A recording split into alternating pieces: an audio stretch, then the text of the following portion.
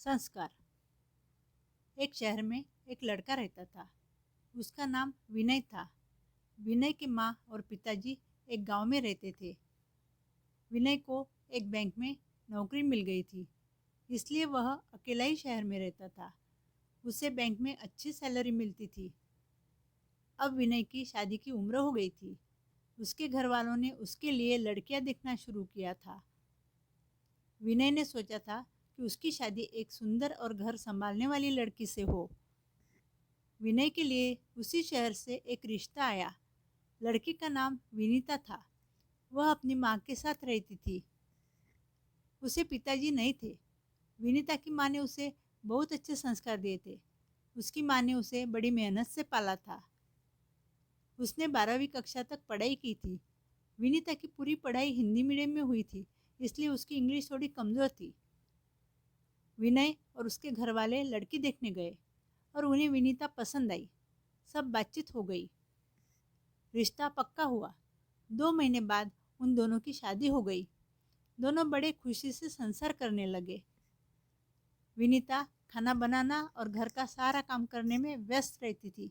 समय बीतता गया। अभी दोनों की शादी को 4 साल हो चुके थे, लेकिन उनको अभी तक कोई बच्चा नहीं हुआ था, इसलिए वे दुखी रहते थे। विनीता का तो काम में भी मन नहीं लगता था। भगवान की कृपा से 4 साल के बाद अब विनीता माँ बनने वाली थी। कुछ समय बाद विनीता ने एक प्यारी सी बेटी को जन्म दिया। घर में खुशियों का माहौल था। बेटी का नाम परी रखा गया। बेटी पाकर विनय तो बहुत खुश था। विनीता का अब सारा समय परी की देखभाल में बीत जाता था। जैसे दिन बीतते गए वैसे वह बड़ी हो गई। अब परी को एक अच्छे स्कूल में डाला गया। वह पढ़ाई में अच्छी थी। दिखने में भी परी बहुत सुंदर थी। अब वह 7वीं कक्षा में गई, लेकिन जैसे जैसे वह बड़ी हुई वैसे वैसे वह जिद्दी हो रही थी। उसकी हर एक इच्छा ये दोनों पूरी करते थे। विनीता को इंग्लिश बोलनी नहीं आती थी। यह बात परी समझ गई थी। उसकी पढ़ाई उसके पापा देखते थे। वह अपनी माँ को हमेशा नीचा दिखाती थी। विनीता को बहुत बुरा लगता था। परी की सारी सहेलियाँ अमीर घर की थी। परी घमंडी भी थी। उसे अच्छे अच्छे कपड़े पहनना और सहेलियों के साथ बाहर जाना पसंद था। वह जिद करके माँ से पैसे लेती थी और अपने सहेलियों के साथ बाहर जाती थी। अब उसका पढ़ाई में भी ज़्यादा मन नहीं लगता था। एक दिन रात के समय सब टीवी देख रहे थे। उस वक्त परी ने अपनी स्कूल बैग में से एक लेटर निकाला और अपने पापा को दिया। तभी विनीता भी पास बैठे बैठे लेटर देखने लगी। तुरंत परी बोली, माँ तुम्हें कुछ नहीं समझेगा, यह लेटर इंग्लिश में है। यह बात सुनकर विनय दुखी हुआ। उसने परी को डांटा, लेकिन उसका कोई फर्क नहीं पड़ा। दूसरे दिन स्कूल में पेरेंट टीचर मीटिंग थी। परी ने अपने माँ से कहा कि तुम टीचर के साथ बात मत करना, जो भी बात करनी है पापा करेंगे। दूसरे दिन दोनों स्कूल गए। स्कूल से लौटने के बाद विनीता शांत बैठी थी। परी जब स्कूल से लौटी तो थोड़ी देर चुप बैठी और तुरंत बाद ही वह अपनी माँ से झगड़ा करने लगी।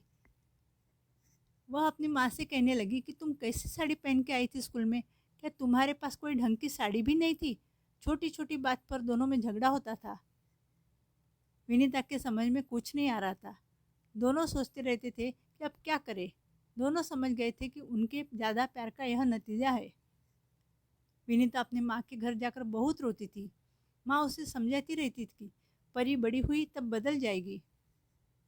लेकिन विनीता की माँ समझ गई थी कि अब परी को समझाना मुश्किल है, लेकिन वह विनीता का दिल दुखाना नहीं चाहती थी। जब बात बहुत आगे बढ़ी तब विनीता की माँ विनीता के घर कुछ दिन रहने आई। उसने भी परी को बहुत समझाने की कोशिश की, लेकिन कुछ फ़ायदा नहीं हुआ। स्कूल के एग्ज़ाम ख़त्म हो गई थी, इसलिए परी अपनी सहेली के घर रहने गई।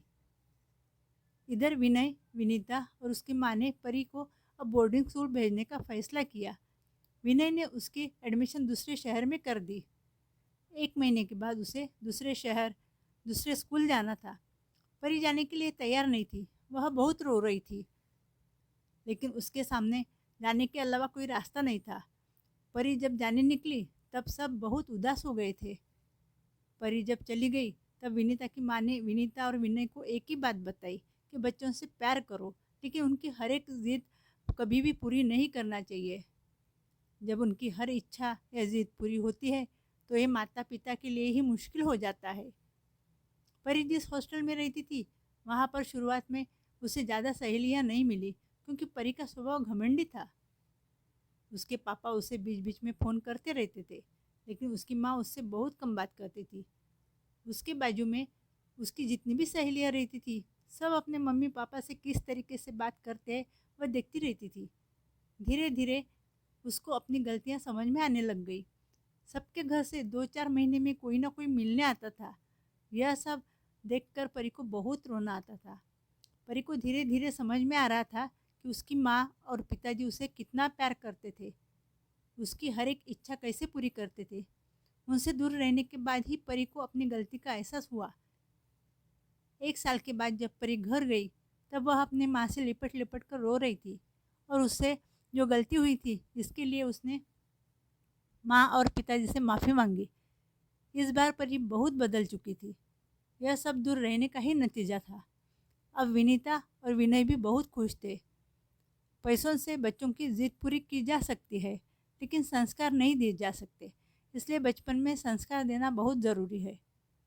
बड़ों का आदर कैसे करें, यह सब बचपन से ही सिखाना ज़रूरी है, वरना वे घर के लोग हो या बाहर के लोग, किसी का भी आदर करना नहीं जानते। अगर आपको मेरी कहानी पसंद आई हो तो प्लीज़ मेरे चैनल को लाइक कीजिए, शेयर कीजिए और सब्सक्राइब कीजिए। Thank you.